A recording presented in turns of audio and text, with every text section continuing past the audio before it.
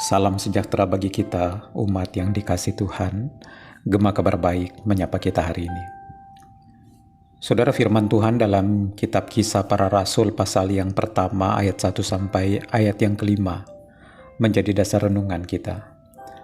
Ayat 1 sampai ayat 3 mengatakan demikian. Hai Theophilus, dalam bukuku yang pertama aku menulis tentang segala sesuatu yang dikerjakan dan diajarkan Yesus sampai pada hari Ia terangkat.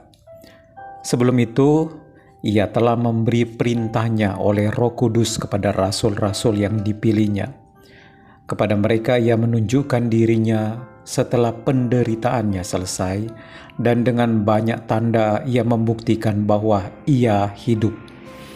Sebab selama 40 hari Ia berulang-ulang menampakkan diri dan berbicara kepada mereka tentang kerajaan Allah.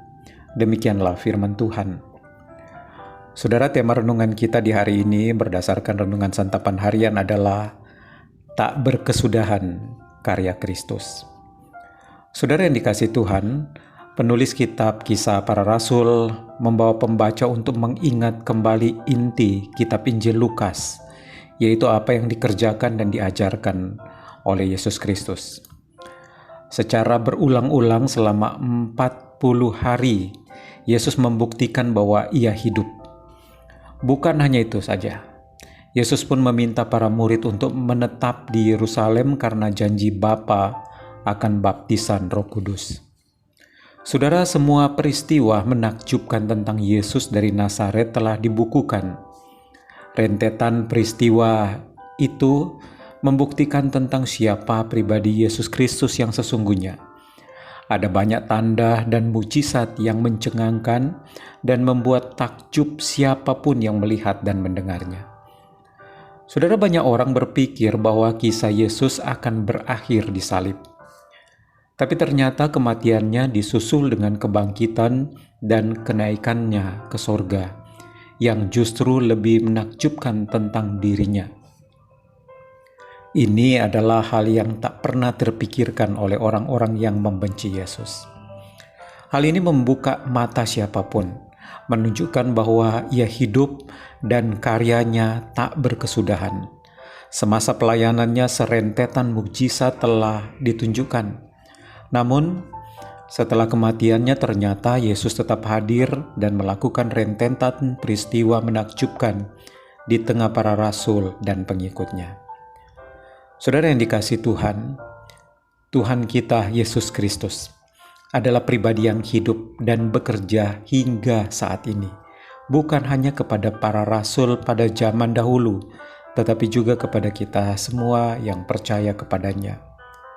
Ia masuk dan melihat seluruh isi kehidupan kita. Susah dan senang, suka dan duka, Ia selalu hadir bersama kita. Kisah ini memberikan ketegasan iman bagi kita. Yesus Kristus hidup. Ia mengajar supaya kita tetap berharap kepada Dia dan tidak berputus asa dalam menghadapi impitan hidup. Sampai kapanpun, iman kita tidak layu karena Ia hidup dan kasih-Nya selalu menyertai kita. Saudara yang dikasihi Tuhan, patutlah kita bersyukur bahwa Tuhan kita Yesus Kristus selalu menakjubkan. Ia hidup, hadir, dan tak berhenti melakukan perbuatan yang besar dalam hidup kita. Jangan menyerah, karena Tuhan yang hidup beserta dengan kita. Tuhan memberkati kita. Mari kita berdoa.